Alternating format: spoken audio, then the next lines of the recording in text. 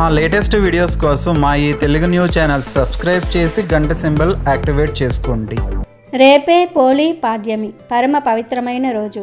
శుక్రవారంతో కలిసి రావటం మహా విశేషం.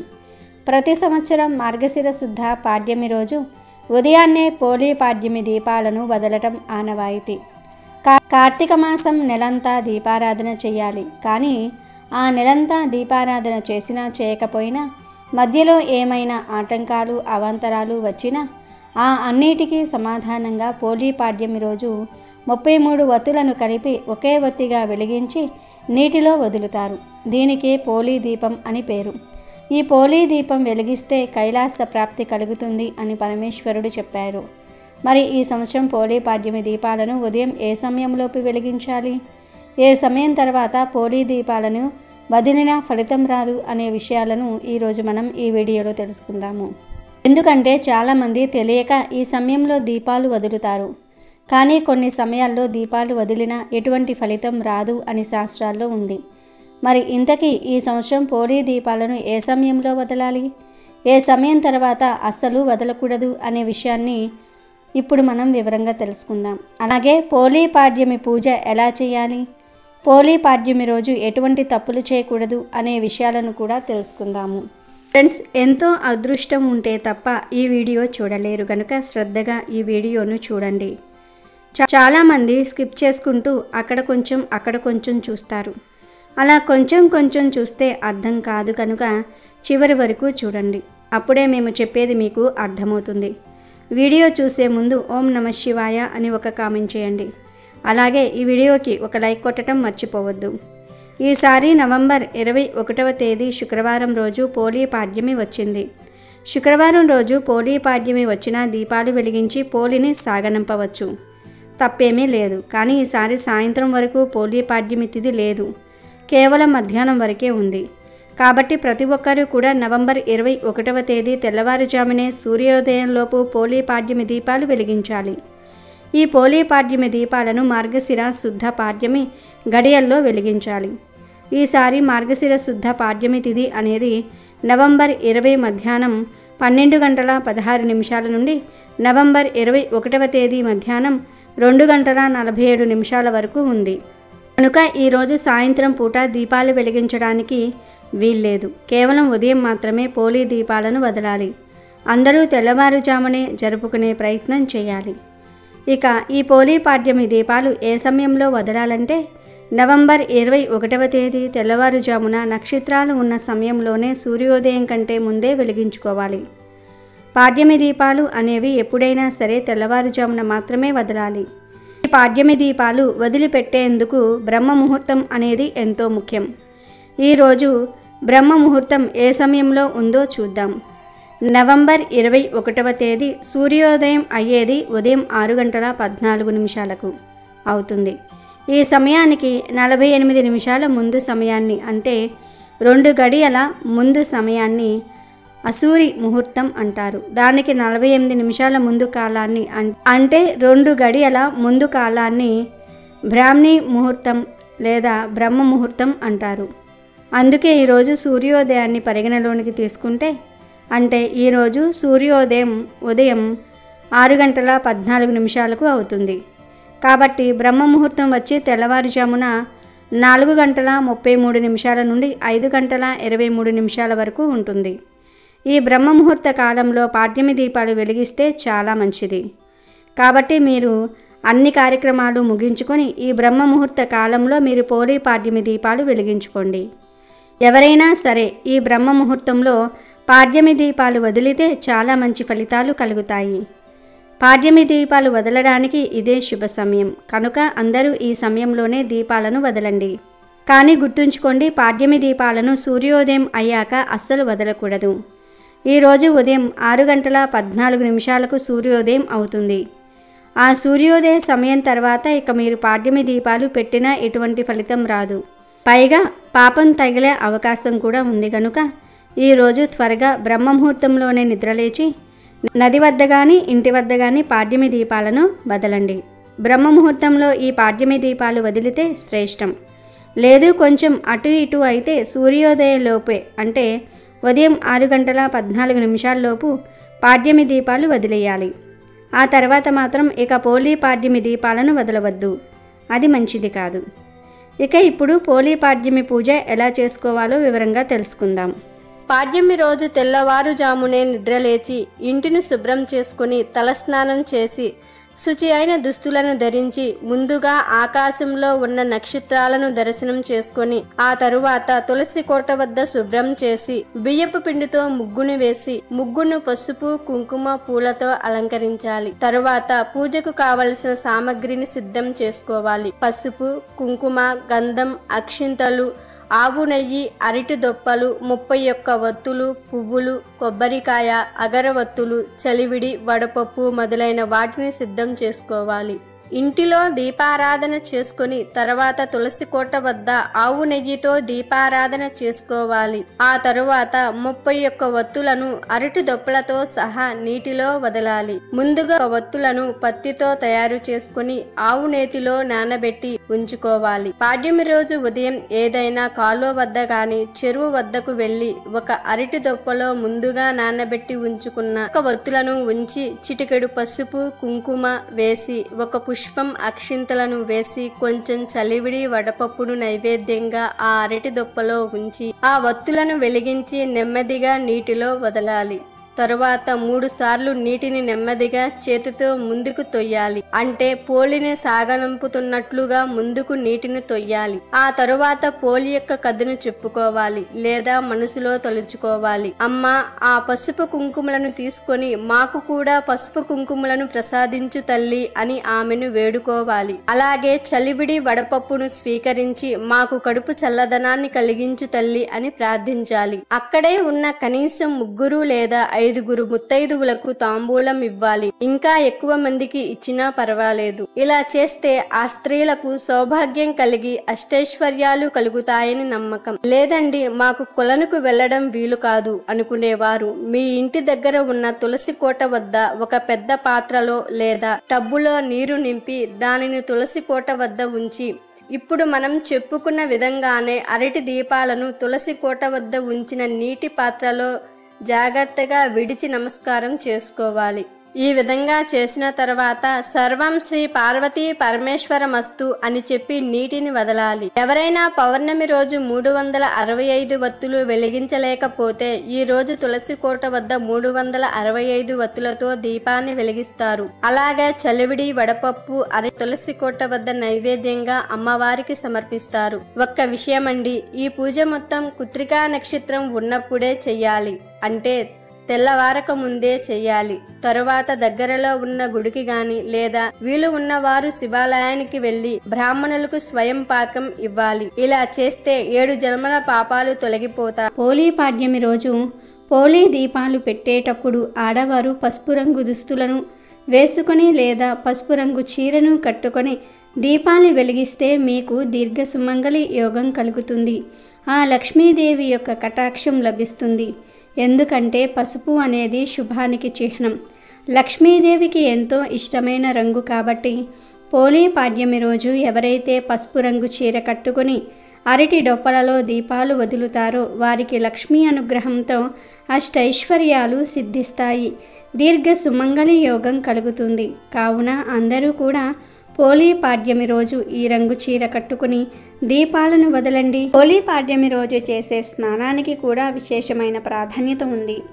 పోలీ పాడ్యమి రోజు ఉదయం నక్షత్రాలు ఉండగానే స్నానం చేస్తే చాలా శ్రేష్టం. కొంతమంది ఆడవారు ఈరోజు చీకటితో ముందే ఇంటి వద్ద శుచిగా స్నానం చేసుకుని నదుల వద్దకు వెళ్ళి దీపాలు వదులుతారు. ఇక మళ్ళీ అక్కడ స్నానం చేయరు. మరికొంతమంది స్త్రీలు ఇంటి వద్ద స్నానం చేసి మళ్ళీ నదిలో కూడా స్నానం చేస్తారు. కొంతమంది ఇంటి వద్ద స్నానం చేయకుండా నదిలో మాత్రమే స్నానం చేస్తూ ఉంటారు. ఇంటి వద్ద స్నానం చేసేవారు ఈరోజు ఆ స్నానం చేసే నీటిలో ఒక ఉసిరికాయను తీసుకొని ఆ ఉసిరికాయ రసాన్ని తీసి ఆ రసాన్ని నీటిలో వేసుకొని కానీ లేదా ఉసిరికాయ పొడిని నీటిలో వేసుకొని కానీ 1 స్పూన్ పసుపును కూడా ఆ నీటిలో వేసుకొని స్నానం చేయాలి. ఉసిరి రసము, ఉసిరిక పొడి లేదా పసుపును ఈ మూడిటిల్లో ఏదో ఒకటి నీటిలో కలిపి 3 సార్లు గంగా గంగా గంగా అనుకుని స్నానం చేయాలి. ఇక నదిలో స్నానం చేసేటప్పుడు మాత్రము 3 సార్లు గంగా గంగా గంగా అని అనుకుంటే సరిపోతుంది. పోలీ పాడ్యమి రోజు ఇంటి దగ్గర మరియు నది దగ్గర ఇప్పుడు మనం చెప్పుకున్న పద్ధతిలో దీపం వెలిగిస్తే మాసమంతా గంగా నదిలో స్నానం చేసిన ఫలితంతో పాటు లక్ష్మీ కటాక్షం కూడా సిద్ధిస్తుంది. పోలీ పాడ్యమి రోజు సాయంత్రం స్నానం చేసే నీటిలో కూడా ఉసిరి రసాన్ని లేదా ఉసిరి పొడిని లేదా పసుపుని వేసుకుని చేస్తే చాలా మంచిది. కాబట్టి పోలీ పాడ్యమి రోజు ప్రతి ఒక్కరూ కూడా ఇప్పుడు మనం చెప్పుకున్న విధంగా స్నానం చేసి శుభ ఫలితాలను పొందండి. ఇక ఇప్పుడు పోలీ పాడ్యమి రోజు చేయకూడని పొరపాట్ల గురించి తెలుసుకుందాము. 99% మందికి ఈ పొరపాట్ల గురించి తెలియక ఈ పొరపాట్లు చేసి పాపాన్ని మూటకట్టుకుంటున్నారు. చాలామంది ఈరోజు 30 లేదా 31 సంఖ్యలో ఒత్తులు వేసి దీపాలు పెడతారు. కానీ అలా చేయకూడదు. ఖచ్చితంగా 33 ఒత్తులు వేసి దీపాలు వెలిగించుకోవాలి. కార్తీక మాసం 31 రోజులకు 31 ఒత్తులు, అలాగే పాడ్యమి రోజుకు 2 ఒత్తులు కలిపి మొత్తం 33 ఒత్తులు వెలిగించుకోవాలి. చాలామంది 30, 31 సంఖ్యలో ఒత్తులు వేసి దీపాలు పెడతారు. కానీ అలా చేయకూడదు. ఖచ్చితంగా 33 ఒత్తులతోనే దీపాలు వెలిగించుకోవాలి. అలాగే పోలీ పాడ్యమి రోజు చాలామంది కొబ్బరి చిప్పల్లో, ప్లాస్టిక్, థర్మాకోల్ కప్స్లో దీపాలు పెట్టి వదులుతూ ఉంటారు. కానీ అది చాలా తప్పు. ఎందుకంటే ఇవి గంగలో కలిసిపోవు. వీటిల్లో దీపాలు పెట్టి నదులలో వదిలితే వీటి వలన నీటిలోని చరాచరులకు కూడా హాని కలిగిస్తాయి. కొబ్బరి చిప్పల్లో దీపాలను పెట్టి నీటిలో వదలటం వలన అవి తొందరగా మట్టిలో కలువవు. ఎవరైనా సరే స్నానం కోసం ఆ కొలనులో లేదా ఆ కాలువలో లేదా ఆ నదిలో దిగినప్పుడు పొరపాటున అవి వారి కాలికి గుచ్చుకునే ప్రమాదం కూడా ఉంటుంది. దాని వలన పుణ్యం రాదు, పాపం చుట్టుకుంటుంది. ఖచ్చితంగా పోలీ పాడ్యమి రోజు శాస్త్రం ప్రకారం అరటి డొప్పల్లోనే దీపాలు వెలిగించి నదులలో వదలాలి. ఇదే శాస్త్రం. ఒకవేళ మీకు అరటి డొప్పలు అందుబాటులో లేకపోతే ప్రసాదం డొప్పలు, ఇస్తరాకు ఆకులతో చేసిన డొప్పలు ఉంటాయి కదా, అటువంటి డొప్పల్లో పెట్టి వెలిగించవచ్చు. అంతేగాని కొబ్బరి చిప్పల్లో, ప్లాస్టిక్ డొప్పలలో, థర్మాకోల్ కప్స్లో దీపాలు పెట్టి నదులలో వదలవద్దు, పాపం చుట్టుకుంటుంది. ఎందుకంటే మనం పెట్టిన దీపాలు గంగలో ఐక్యమైపోవాలి. అప్పుడే ఫలితం కలుగుతుంది. అరటి డొప్పల్లో దీపాలు వదిలితే ఆ అరటి డొప్పలు కిందికి వెళ్ళి మెత్తగా మారిపోతాయి. ఆ అరటి డొప్పలను చేపలు తినేస్తాయి. కానీ ప్లాస్టిక్, థర్మాకోల్ నీటిలో కరగవు, పైగా జలాచరులకు కీడు చేస్తాయి. కనుక వీటిల్లో దయచేసి దీపాలు వదలవద్దు. ముఖ్యంగా కొబ్బరి చిప్పల్లో దీపాలను వదలవద్దు. అవి అక్కడ స్నానం చేసే జనాలకు గుచ్చుకొని ప్రమాదం జరిగే అవకాశం ఉంటుంది. కాబట్టి ఈ పొరపాట్లు చేయవద్దు. అలాగే పోలీ పాడ్యమి రోజు నెలసరిలో ఉన్న ఆడవారు పొరపాటున కూడా నది దగ్గరకు వెళ్ళి కానీ లేదా ఇంటి వద్ద కానీ నీటిలో దీపాలు వదలకూడదు. అలా చేస్తే పాపం కలుగుతుంది. పోలీ పాడ్యమికి నెలసరిలో ఉన్న ఆడవారు దీపాలు వదలవద్దు. దీపాలు వదలలేకపోయామని మీరేమీ బాధపడకండి. నెలసరిలో ఉన్న ఆడవారు మనస్ఫూర్తిగా పోలీ పాడ్యమి రోజు మనసులో దైవాన్ని స్మరించుకోండి చాలు. ఎందుకంటే భక్తి ముఖ్యం. హంగులు, ఆర్భాటాలు అవసరం లేదు. పోలీ స్వర్గం కథ ద్వారా తెలుసుకోవలసిన విషయం ఇదే. చాలామంది 4వ రోజు వెలిగించవచ్చునని లేదా 5వ రోజు స్నానం అయిపోయింది వెలిగించుకోవచ్చు అని అనుకుంటూ ఉంటారు. కానీ ఈ పొరపాట్లు చేయవద్దు. మనం ఏ పూజ అయినా సరే 5 రోజులు స్నానం అయిపోయిన తర్వాత 6వ రోజు నుంచి మాత్రమే మనం పూజలను చేసుకోవాలని శాస్త్రాలు చెప్తూ ఉన్నాయి. కాబట్టి పోలీ పాడ్యమి రోజు నెలసరిలో ఉన్న ఆడవారు పొరపాటున కూడా దీపాలు వదలవద్దు. ఈ పోలీ పాడ్యమి రోజు ఉపవాసం ఉండాల్సిన అవసరం లేదు. కానీ ఆడవారు ఈరోజు తెల్లవారుజామున నిద్రలేస్తారు కనుక మధ్యాహ్నం కాసేపు నిద్రపోతూ ఉంటారు. కానీ ఈరోజు మధ్యాహ్నం ఎట్టి పరిస్థితుల్లోనూ నిద్రపోకూడదు. అలా నిద్రిస్తే మీరు చేసిన పూజకు ఫలితం రాదు. అదేవిధంగా పోలీ పాడ్యమితో కార్తీక మాసం పూర్తయ్యి మార్గశిర మాసం ప్రారంభమవుతుంది. కనుక చాలామంది పోలీ పాడ్యమి రోజు మాంసాహారం తింటారు. అంటే కార్తీక మాసం 30 రోజులు మాంసాహారం తినని వారు ఈ రోజు నుండి మళ్ళీ మాంసాహారం తీసుకుందాం అనుకుంటూ ఉంటారు. కానీ ఈ పోలీ పాడ్యమి రోజు ఎట్టి పరిస్థితుల్లోనూ మాంసాహారం తినకూడదు. మరుసటి రోజు నుండి మాంసం తీసుకోవచ్చు, కానీ పోలీ పాడ్యమి రోజు మాత్రం ఎట్టి పరిస్థితుల్లోనూ మాంసాహారం తినకూడదు. అలాగే పోలీ పాడ్యమి పూజ చేసేవారు తప్పనిసరిగా ఈరోజు బ్రహ్మచర్యం పాటించాలి. పొరపాటున కూడా ఈరోజు భార్యాభర్తలు కలవకూడదు.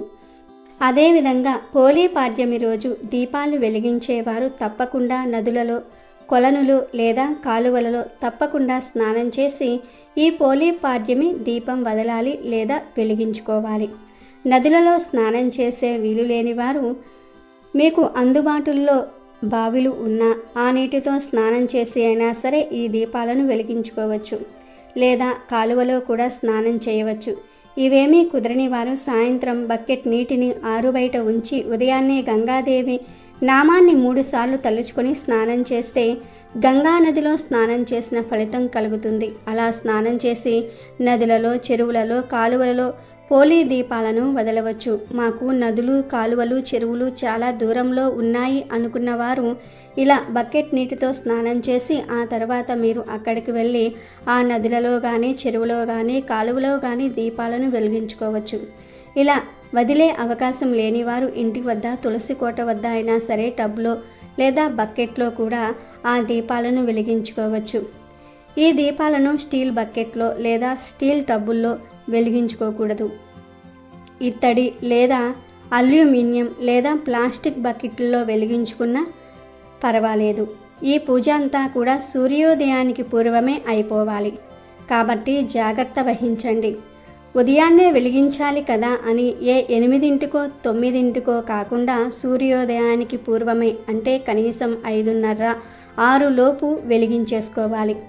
అదేవిధంగా 33 వత్తులను వెలిగించేటప్పుడు అగ్గిపుల్లతో వెలిగించరాదు. ఏకహారతి ద్వారా వెలిగిస్తే చాలా మంచిది. ఈరోజు ముత్తైదువులకు తాంబూలం ఇస్తే చాలా మంచిది. వారికి దీర్ఘ సుమంగళి యోగం కలుగుతుందని పెద్దలు అంటూ ఉంటారు.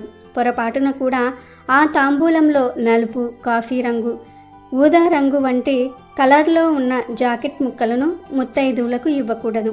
ఎరుపు, ఆకుపచ్చ రంగు, పసుపు రంగు ముక్కలు ఇస్తే చాలా మంచిది. కాబట్టి పోలీ పాడ్యమి రోజు పూజ చేసే వారందరూ కూడా తప్పక ఈ నియమాలను పాటించుకోవాలి. అప్పుడే మీరు చేసే పూజకు ఫలితం లభిస్తుంది. లేదంటే పూజకు ఫలితం రాదు, పైగా కష్టాలు ఎదురవుతాయి. పూర్వం కృష్ణా నదీ తీరంలో బాదర అనే ఒక గ్రామం ఉండేది. ఆ ఊళ్ళో పోతడు అనే ఒక చాకలివాడు ఉండేవాడు. ఆయన భార్య మాలి, మహాగయ్యాలి. ఆ వీధిలోనూ ఆ ఊళ్ళోనూ ఆమె ఎవ్వరినీ నెగ్గనిచ్చేది కాదు. ఆమెకు 4 కొడుకులు. వాళ్ళందరికీ కూడా వివాహం జరుగుతుంది. మొదటి 3 కోడళ్ళు కూడా అత్తగారి మాదిరిగానే గొడవలు పెట్టుకునే రకం. అందువలన మాలి ఆ 3 విషయంలో తగ్గి ఉండేది. 4వ కోడలు పోలి అంటేనే ఆమెకు మహాలోకువ. పోలికి అనుకువ, దైవభక్తి ఎక్కువ. పోలి భర్త కాస్త మెతక మనిషి. అందువలన ఆమె ఆ ఇంట్లో మరింత అలుసు అవుతుంది. అతతో పాటు మిగతా 3 కోడళ్ళు కూడా ఆమె పట్ల చాలా కటువుగా ప్రవర్తిస్తూ ఉంటారు. వాళ్ళంతా ఏ పని చేయకుండా మొత్తం పనంతా కూడా పోలికి అప్పగించేస్తూ ఉంటారు. దాంతో పోలికి చాలా కష్టమైపోతూ ఉంటుంది. పోలి చాలా కష్టపడుతుందని తెలిసిన భర్త ఎవరినీ ఏమీ అనలేని పరిస్థితి. పాపం ఊళ్ళో వాళ్ళు కూడా పోలి పరిస్థితికి జాలిపడుతూ ఉంటారు. ఆమెకు ఆ ఇల్లే పంజరమైపోయిందని చెప్పుకుంటూ ఉంటారు. అలా ఒకసారి కార్తీక మాసం వస్తుంది. మాలి తన 3 కోడళ్లను తీసుకుని రోజు నదీ స్నానానికి వెళ్ళి వస్తూ ఉంటుంది. అక్కడ వారు దీపాలను వెలిగించి వస్తూ ఉంటారు. పోలిని ఇంటి దగ్గరే ఉంటూ పనులన్నీ చూసుకోమని చెప్తూ ఉంటారు. పోలి ఇంటి పనులతో సతమతమవుతూ ఉంటుంది. అయితే ఇన్ని రోజుల పాటు మాలి వాళ్ళు నదీ స్నానానికి వెళ్ళినా వాళ్లకు భగవంతుడిపై దృష్టి నిలవదు. ఇంటి దగ్గర పోలి పాలు తాగేస్తుందేమో, దొంగతనంగా పెరుగు అమ్మేస్తుందేమో, కార్తీక మాసం పూజ చేసేస్తుందేమో అని ఆమె గురించే ఆలోచన చేస్తూ ఉంటారు. పోలి మాత్రం మనసులో దైవానికి తన ఆవేదన చెప్పుకుంటుంది. కార్తీక మాసంలో నదీ స్నానం కాదు కదా, పూజ చేసుకోవడానికి కూడా పోలికి సమయం కుదరటం లేదు. ఆమెకు అత్త మరియు తోడికోడళ్ళు కలిసి ఎప్పుడు చూసినా ఏదో ఒక పని చెప్తూ ఉన్నారు. దాంతో తీరిక ఉండటం లేదు అని పోలి బాధపడుతుంది. తన వంటి దురదృష్టవంతురాలు ఉండకూడదని అనుకుంటుంది. అలా కార్తీక మాసం చివరికి వచ్చేస్తుంది. ఎప్పటిలాగే పోలికి పనులు అప్పచెప్పి అత్త మరియు మిగిలిన ముగ్గురు కోడళ్ళు నదీ స్నానానికి వెళ్తారు. పోలి దీపం పెట్టేస్తుందేమోనని ఆలోచించి ఇంట్లో నూనె వత్తులు ఏమీ మిగిల్చరు. కానీ పోలి మాత్రం ఎలాగైనా సరే కార్తీక మాసంలో దీపం వెలిగించాలనే పట్టుదలతో కుండలోని నీటితో స్నానం చేస్తుంది. చిరిగినదే అయినా వాటిల్లో కాస్త మంచిదైన వస్త్రం ధరిస్తుంది. ఒక గుడ్డ పీలికను ఒత్తిగా చేసి కవ్వానికి అంటిన వెన్నను తీసి దీపం వెలిగించి భగవంతుడికి నమస్కరించుకుంటుంది. అత్తవారింట అనేక కష్టాలు పడుతూ కూడా తన నామాన్ని స్మరించిన పోలి, తనను పూజించడానికి సమయం లేదని ఆవేదన చెందిన పోలి, ఎలాగైనా సరే కార్తీక దీపాన్ని వెలిగించాలని ఆరాటపడిన పోలి నిజంగా ఆమె గొప్ప భక్తురాలు అని విష్ణుమూర్తి అనుకుంటాడు. వెంటనే తన సేవకుడైన సులీడుని పిలిచి పోలిని దివ్య విమానంలో వైకుంఠానికి తీసుకురమ్మని చెప్పి పంపిస్తాడు. దాంతో క్షణాల్లో సులీలుడు పోలి ఇంటికి చేరుకుంటాడు. ఒక దివ్య విమానం తన వాకిట్లో నిలవటము, అందులో నుంచి ఒక దివ్య పురుషుడు దిగి రావడాన్ని పోలి ఆశ్చర్యంగా చూస్తుంది. అప్పుడు సుశీలుడు పోలి దగ్గరకు వచ్చి, అమ్మ, నేను వైకుంఠం నుంచి వచ్చిన విష్ణుమూర్తి సేవకుడను అని చెప్తాడు. ఆమె భక్తికి మెచ్చిన విష్ణుమూర్తి ఆమెను దివ్య విమానంలో వైకుంఠానికి తీసుకురమ్మని తనను పంపించాడని అంటాడు. ఆ మాటలను పోలి నమ్మలేకపోతుంది. ఆమెలో ఆనందాశ్చర్యాలు చోటు చేసుకుంటాయి. ఎలాగో ఆశ్చర్యం నుండి బయటపడి పోలి విమానం ఎక్కడానికి సిద్ధమవుతుంది. దివ్య విమానాన్ని పోలి ఎక్కుతూ ఉండగా ఆమె అత్త, తోడికోడళ్ళు ఇంటికి తిరిగి వస్తూ దూరం నుంచి ఆ దృశ్యాన్ని చూస్తారు. విషయం ఏమిటనేది వాళ్లకు అర్థమైపోతుంది. పోలి స్వర్గానికి వెళ్తోంది. తాను కూడా ఎలాగైనా సరే స్వర్గానికి వెళ్ళాలి అనే ఉద్దేశంతో మాలి పరిగెత్తుకు వచ్చి పోలి పాదం పట్టుకుంటుంది. మాలి పాదాన్ని పెద్ద కోడలు, ఆమె పాదాన్ని తరువాత కోడలు, ఇలా అంతా ఒకరి పాదాలు ఒకరు పట్టుకొని గాల్లో వేలాడుతూ ఉంటారు. అప్పుడు సుశీలుడు, ఇది విష్ణుమూర్తి అనుగ్రహంతో మాత్రమే అడుగు పెట్టగలిగే దివ్య విమానం. ఎంతో పుణ్యం చేసుకుంటేనే తప్ప ఎవరికీ ప్రవేశం ఉండదు. అందువలన పోలి పాదాలను వదలండి. మీరు చేసిన పాపాలకు నరకమే శరణ్యం. మీరు వెళ్ళవలసింది అక్కడికే అని అంటాడు. అయినా వాళ్ళెవ్వరూ కూడా ఆ దివ్య విమానాన్ని వదలకపోవటంతో మాలి చేతులను సుశీలుడు నరికేస్తాడు. దాంతో ఆమెతో పాటు ముగ్గురు కోడళ్ళు కూడా అక్కడి నుంచి క్రింద పడిపోతారు. పోలి శరీరంతో వైకుంఠానికి చేరుకుంటుంది. నిస్వార్థమైన బుద్ధి, స్వచ్ఛమైన భక్తి కలిగిన వారి పట్ల భగవంతుడి అనుగ్రహం ఎప్పుడూ ఉంటుందనే విషయాన్ని పోలి కథ స్పష్టం చేస్తూ ఉంటుంది. రోజు పోలిని స్వర్గానికి పంపుతూ పోలిని గుర్తు చేసుకుంటూ నదులలో దీపాలను వదలాలి. ఇదే పోలి పాడ్యమి కథ. అమెజాన్లో బెస్ట్ డిస్కౌంట్స్ కోసం వీడియో డిస్క్రిప్షన్లో లింకు ఉంది, చూడండి. అలాగే మా టెలిగ్రామ్ ఛానల్ సబ్స్క్రైబ్ చేసుకోండి.